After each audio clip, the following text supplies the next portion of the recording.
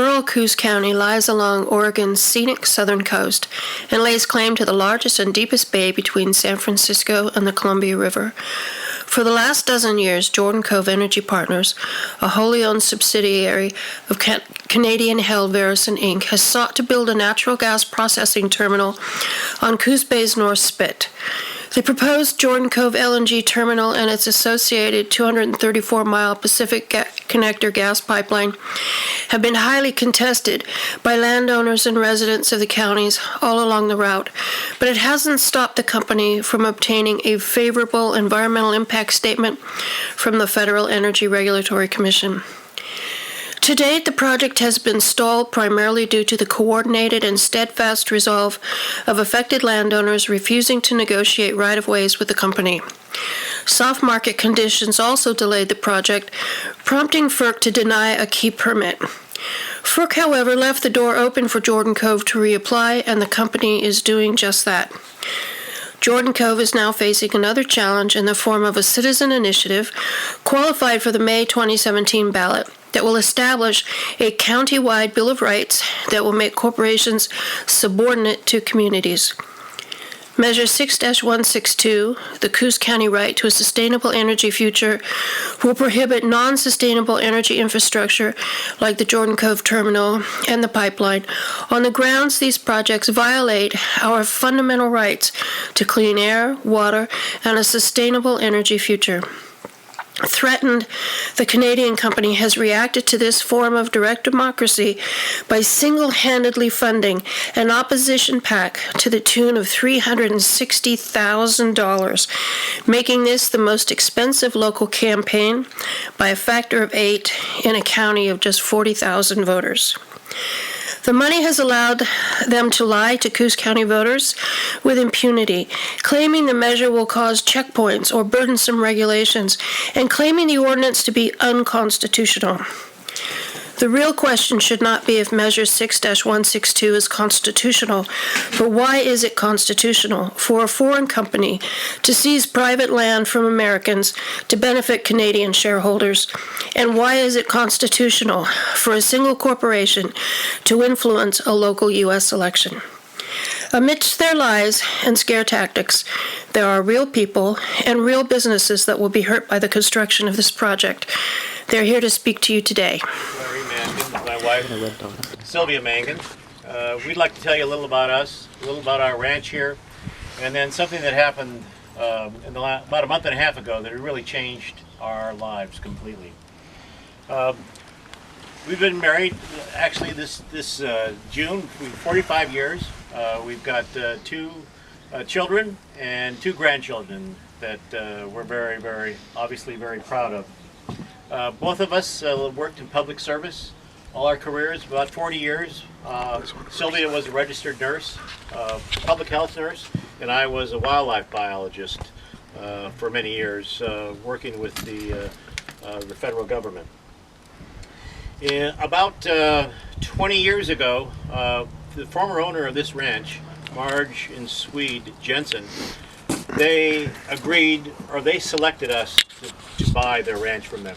They could have had someone that paid a lot more money for a beautiful place, as you see right here, and but they selected us because they thought that we would be good managers, good stewards of the land, and that's what we've tried to do. As you look out here, we've protected some riparian areas, some areas along the streams. We have some coho habitat that we've had built. We've actually restored a good part of the estuary here. And that actually about 6 or 7 years ago, the airport district came to us, and they said, you know, we have to enlarge the runway to allow larger airplanes to come and serve the people of Coos County. We're looking for a place to create some habitat, restore some habitat. Can we use your ranch? And we said absolutely, and we did that partly for some financial gain, partly for the beautiful job that was done in restoring the habitat, but as well part public service. That was a great part of why we did that. The actual ranch here, it's named Lone Rock Ranch, and you can see over there the monument Lone Rock is actually it's the center of all the surveys that were done in the 1800s for this whole area. They started there on Lone Rock. and it has a lot of other ancestral stories about it as well. In the fall, if you were here in the fall, you'd see probably 4,000 to 6,000 geese and ducks out here. It's tremendous wildlife habitat out here. We have elk, we have deer. Up on the hill ridge, off to my left, up there is a bald eagle nest. And regularly the adults, and later in the year the young will be down here feeding and going after the salmon. The salmon, which another area of interest, the Elliott Forest. Back here is our neighbor.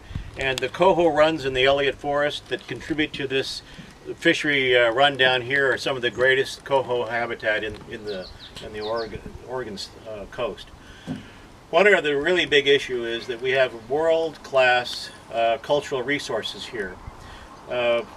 For at least 5,000 or 6,000 years, maybe longer, Native Americans lived here.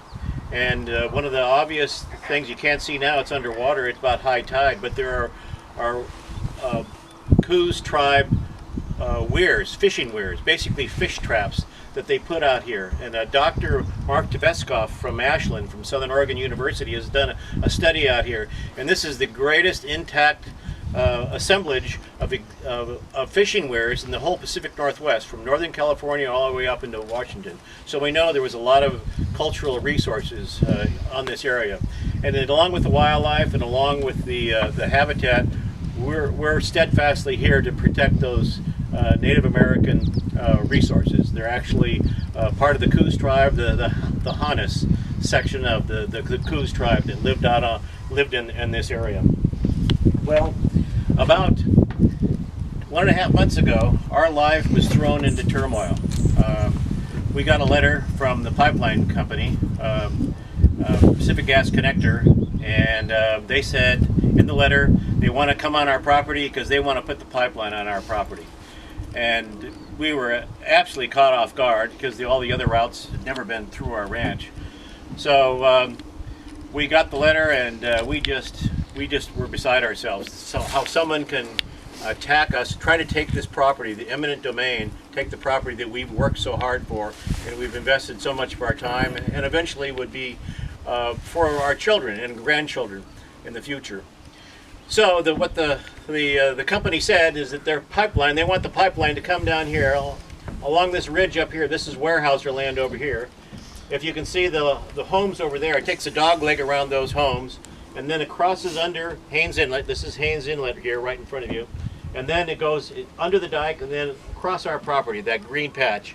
And it travels underground on our property for about 1,200 feet, about 4 football lengths before it goes back up the hill.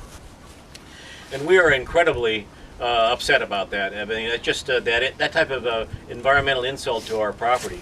But also, the safety is an issue.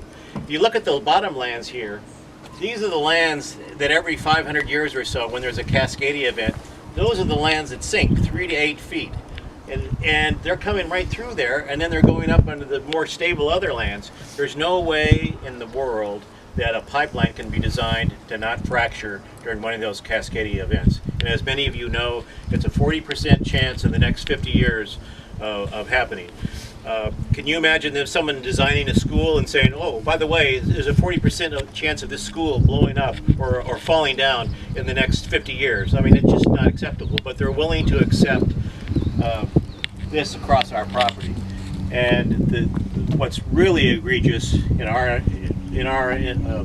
view is that it's a foreign company that's coming in here to take our property away.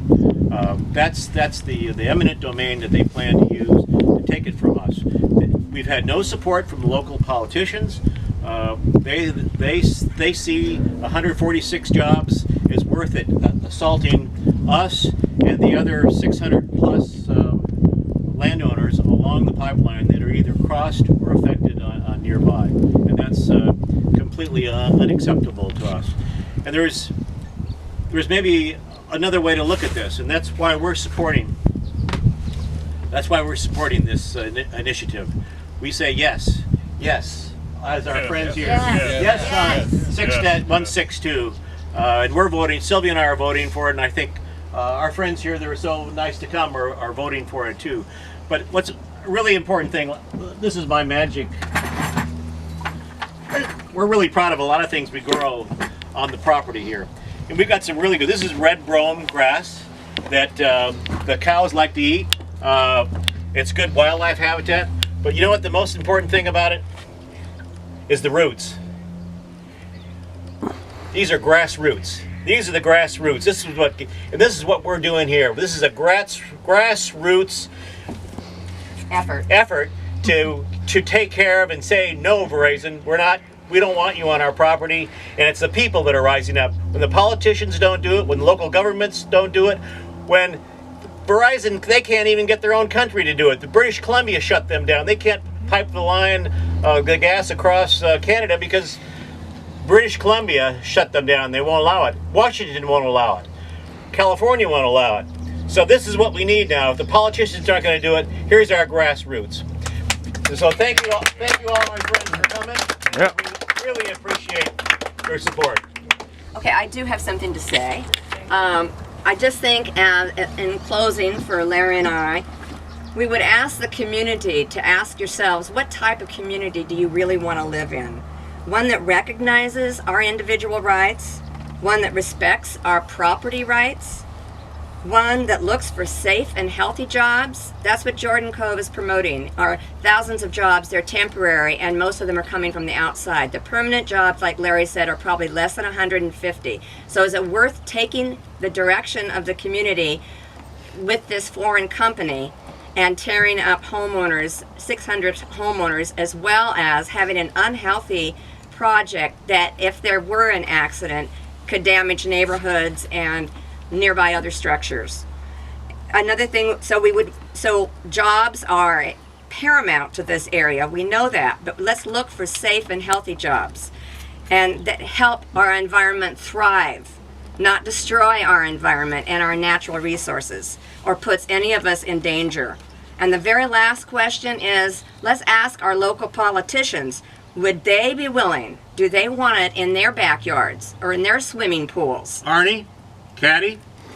So vote yes for community and people's rights. Thanks.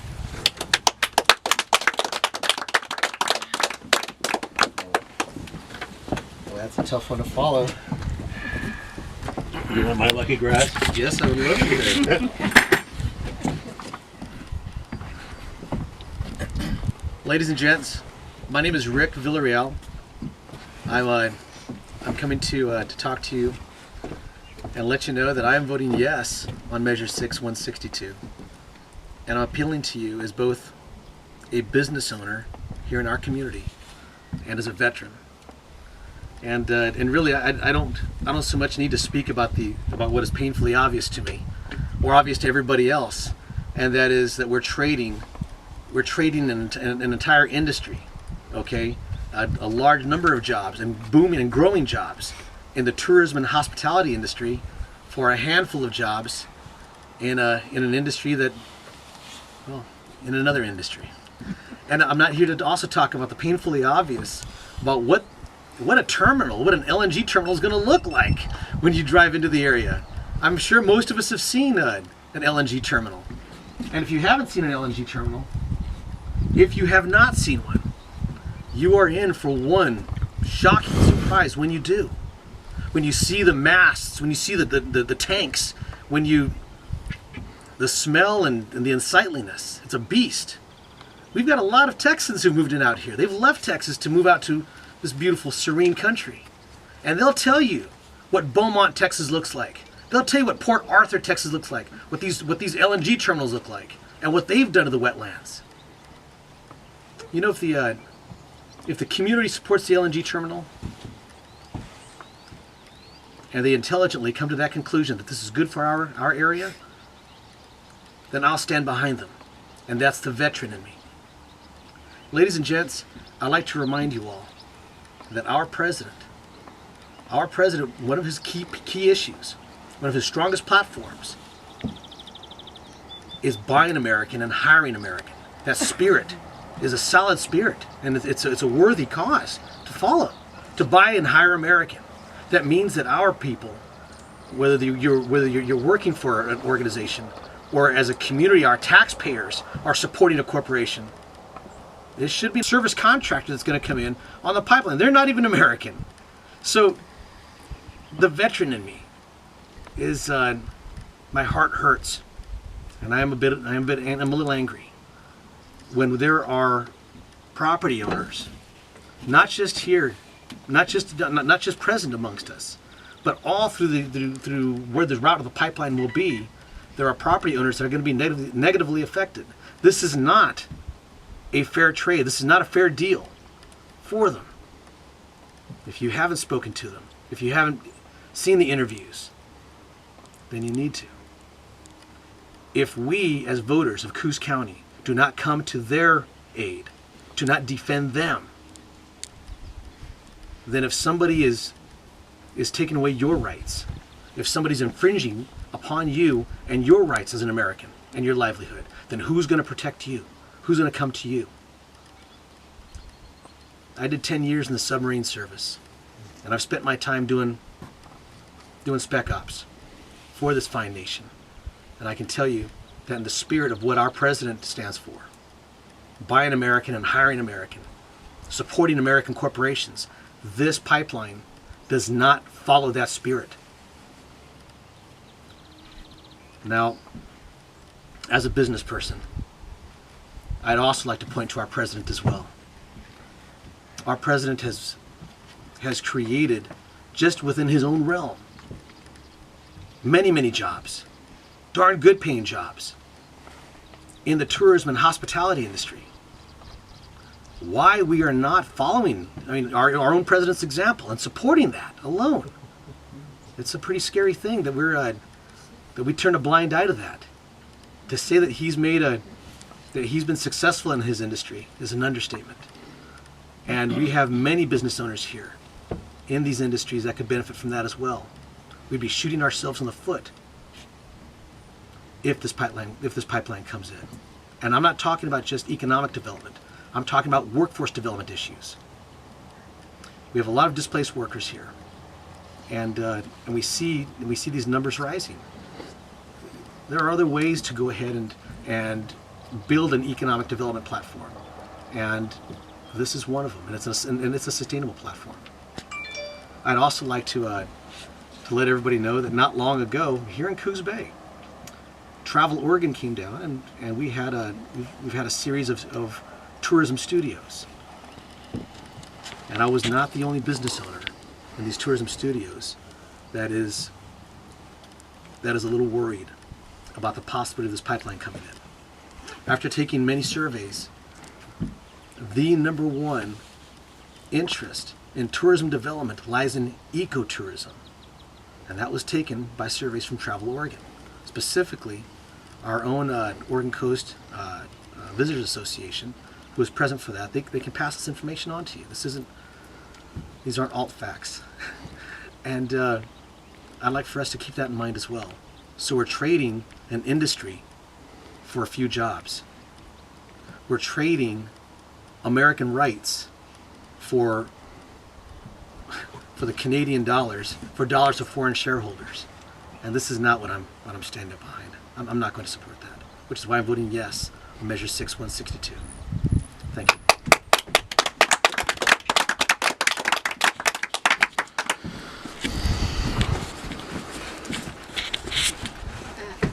Good afternoon. My name is Patty Govea, and I worked as an environmental scientist for 20 years, and part of my mandate was protecting places just like this. It's a little humbling being here and seeing the beauty of this area and knowing that it's under threat. And the things that I would like to address that haven't been addressed are climate. One of my last mandates was basically everything we did, we had to consider the impact on climate. This project is on our climate mitigation. We have recently passed 410 parts per million area of carbon dioxide in our environment.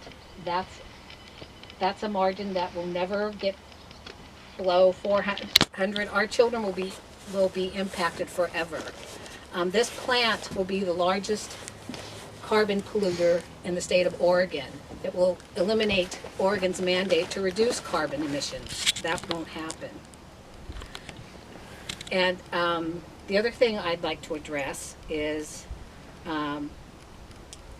this idea that Jordan Cove is bringing us jobs. Well, 140, 160, 175, the number always changes, but they never talk about the jobs that will be lost. The acidification from this plant will threaten the oyster industry. It'll threaten the coho salmon that you've worked to protect. It will acidify our ocean and change it. In order to bring the ships into the terminal, they'll have to dredge the bay. The dredging will, again, more than likely destroy the oyster industry in the bay, negatively impact the salmon. There's just no upside to environmentally for this plant to be here. And there's the jobs. Not only does it impact the fishing or the oyster industry, we will lose our fishing jobs. The fishing industry will be gone in Coos Bay because when a ship comes in, they can't fish. So it closes our commercial fishermen. It'll impact our recreational fishery. It basically will close us down as a site for fishing, and for a few jobs for a foreign company, that's not in our interest. And I think one of the most interesting things to consider is today, the president signed an executive order to review our national monuments. And one of the reasons he stated was that the communities weren't involved in the decision making. Well, the community here was not involved in the decision making for this plant to come and invade our land. That's right. And if national monuments can be reviewed for that reason, I think it's a good reason to vote yes and say we as a community demand to be part of this decision. We demand to make our decisions as a community, that it's our rights, not corporate rights. And we have a right to thrive and protect our environment. Larry and Sylvia have a right to protect this for their grandchildren, for my grandchildren. We have that right, and by voting yes, we can exercise that right. We need your help today before this turns into this. Thank you.